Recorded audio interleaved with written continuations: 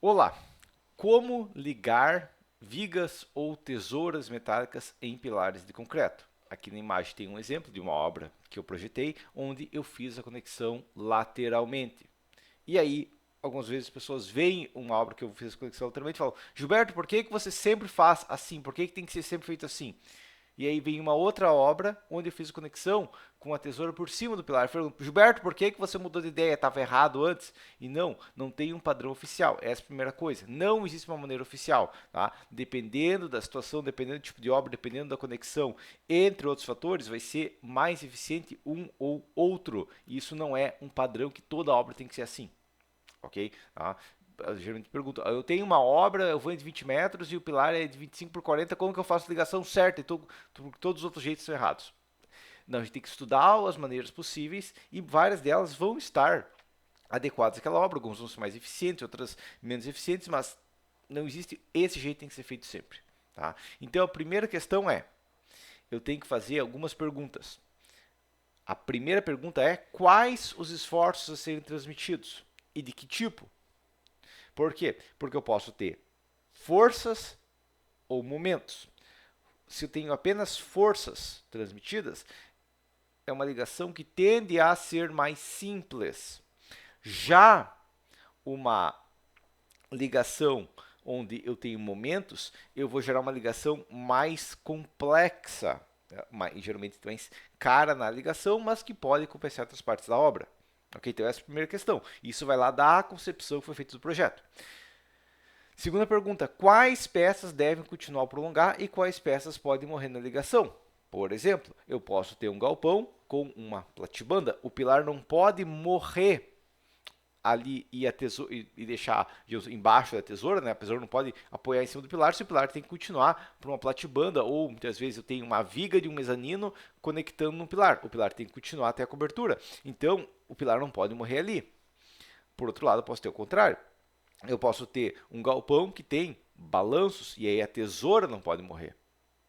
Ou eu tenho um mezanino, eu tenho um pilar interno do mezanino e a viga tem que passar reto por cima desse mezanino. Então, a viga não pode morrer naquela ligação. Ok, a viga tem que passar pela região de transpasse.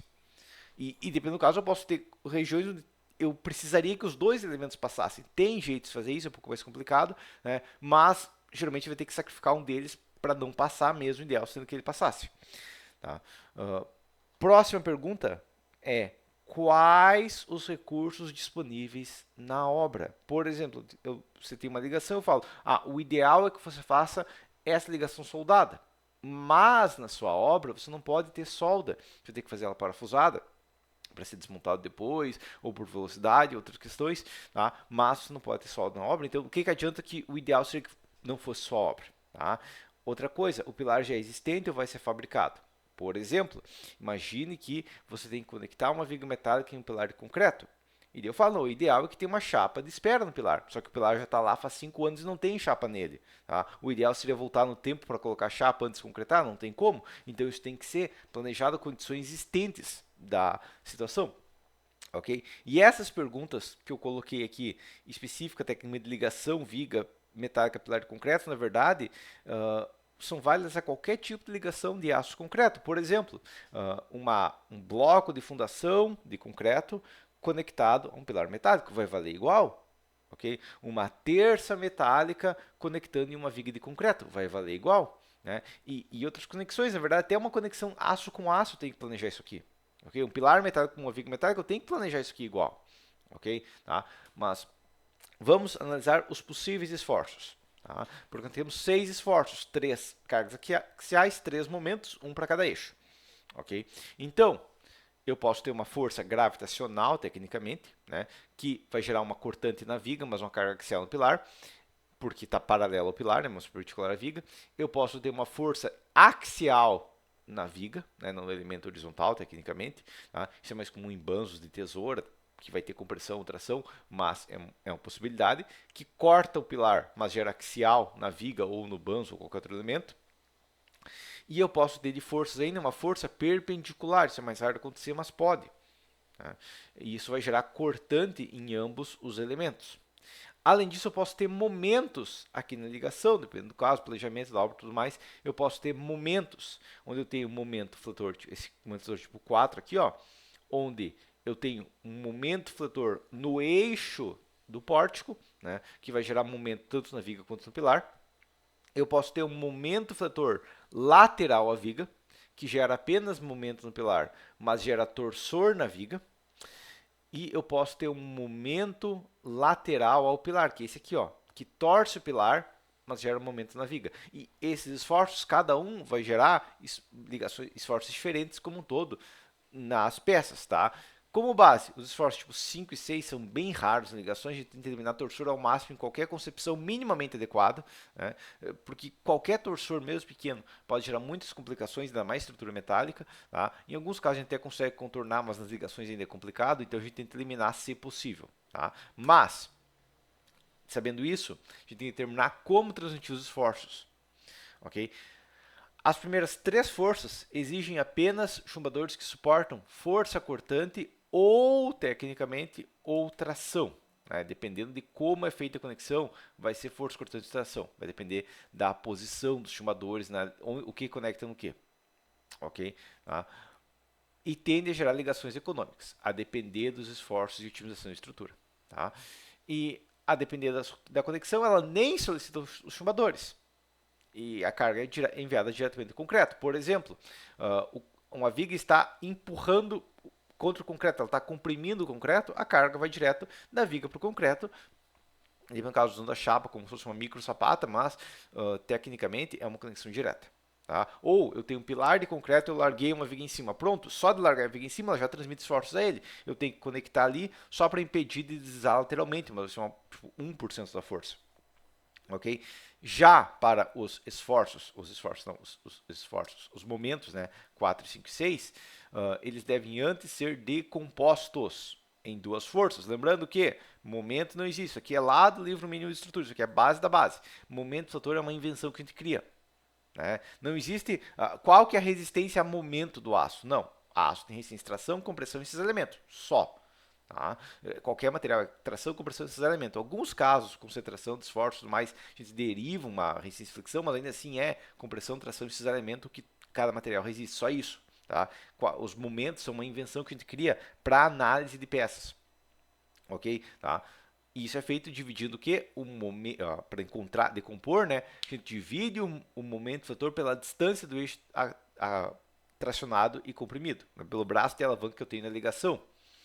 E o resultado é a força nos conectores, tá? Quanto a força cortante que entra no elemento de ligação, porque quando eu tenho momentos, o elemento que entra na ligação vai sofrer uma força cortante local, tá? E sabendo isso, aquela questão que eu vou dividir pela distância, já fica claro que se eu quero uma conexão que suporte momentos, eu preciso maximizar a distância entre os pontos de conexão, eu preciso fazer uma conexão o mais alto possível.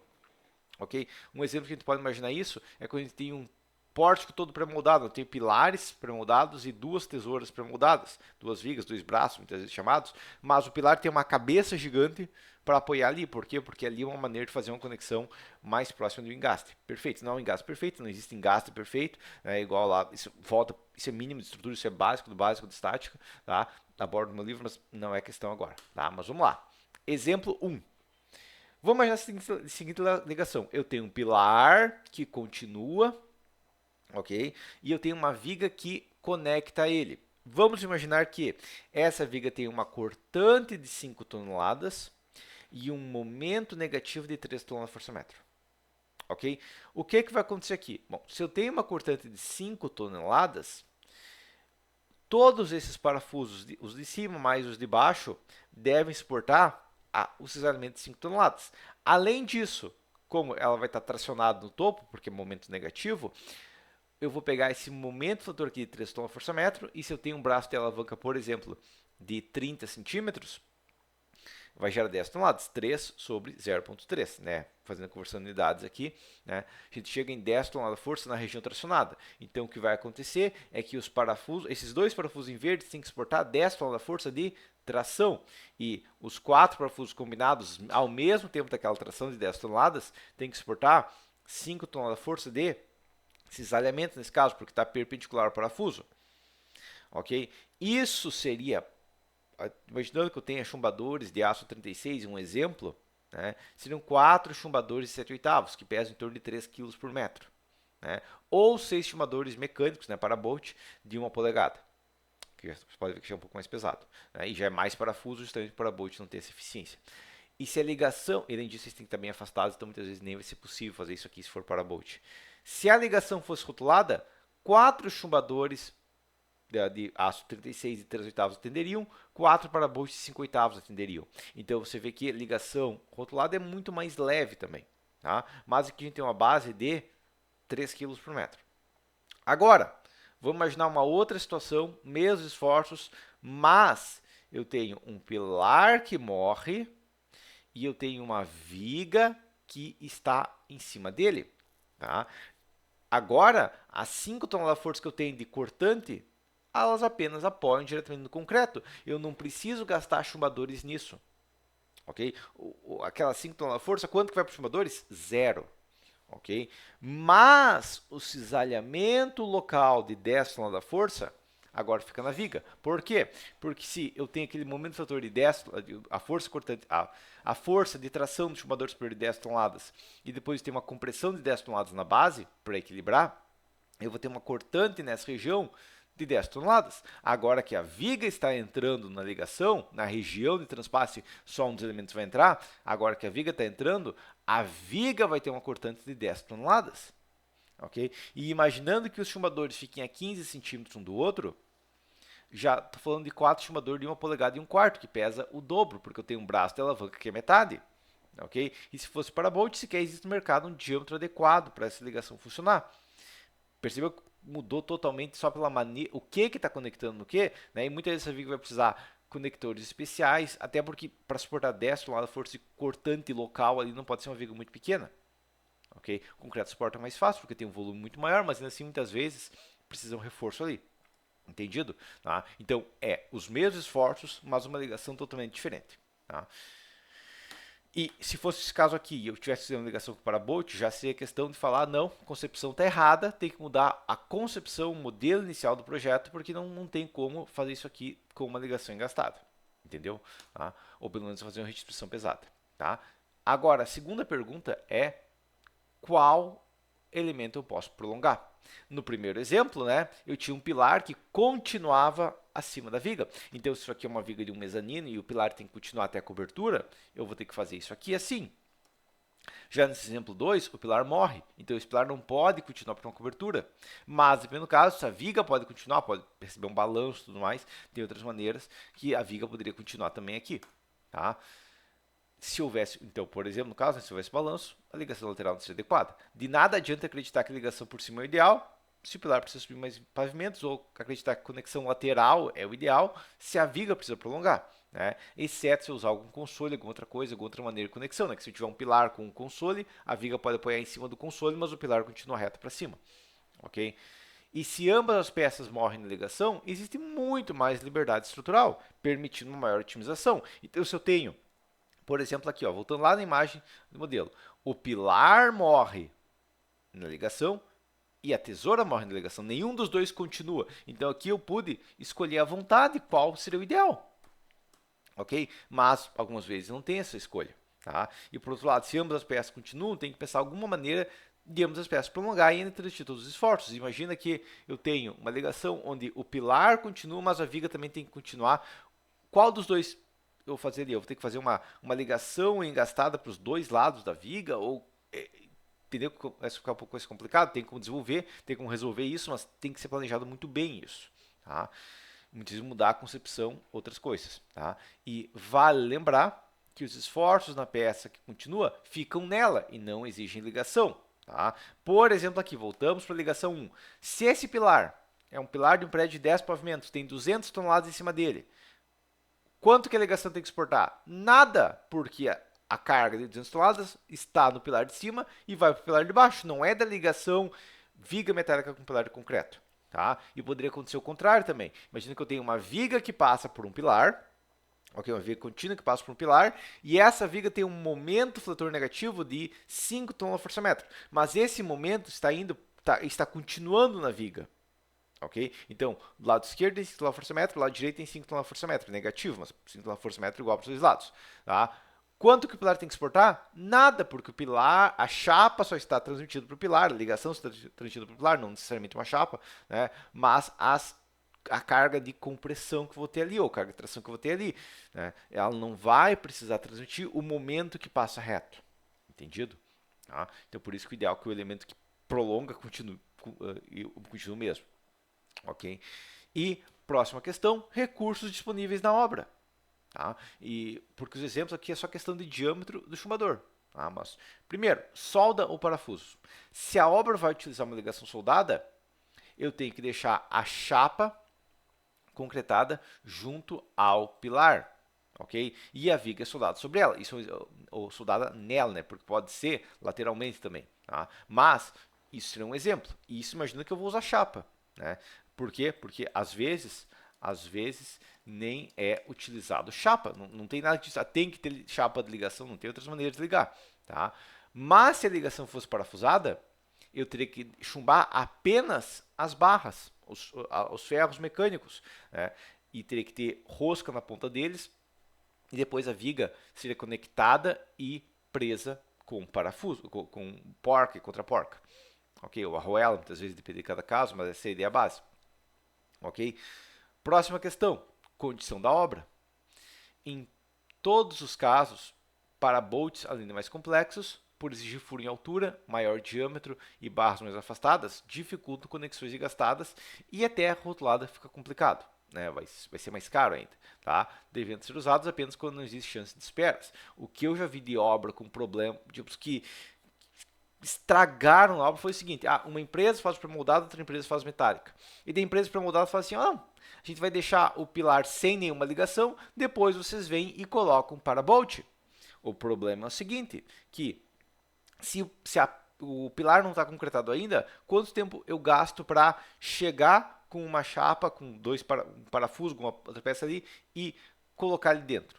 É questão de menos de um minuto, você instala ali e prende no local. Agora, fazer um parabolt, tem que subir com escada, com algum outro equipamento, fazer os furos, limpar os furos, colocar o parabolt, conferir se está na medida exata e tudo mais. Então, é um tempo muito maior para atingir uma resistência menor. Então, é feito só quando eu não tenho outra opção. Né? Se o pilar já está pronto, eu tenho que fazer. Agora, se ele não está pronto, por que eu não vou deixar... É muito mais fácil colocar um parafuso antes do concreto secar. Tá?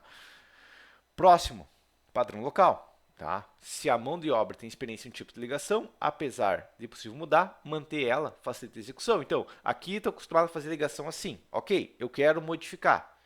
Quanto que eu vou ter de economia, quanto que eu vou ter de ganho de eficiência modificando? Ok? Isso tem que ser pensado, porque se não tiver um ganho considerável, mantenha o padrão que já é utilizado.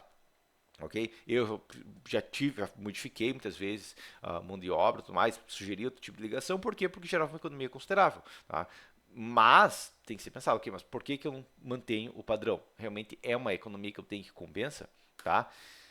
E dei uma questão. Eu estou falando aqui repetidamente, ligação engastada é mais cara, é mais complexa. Deve só dizer, tá, mas se ligação engastada é mais cara, é mais complexa, por que a gente faz ligação engastada? Bom, porque as ligações rotuladas só exigem transição de esforço.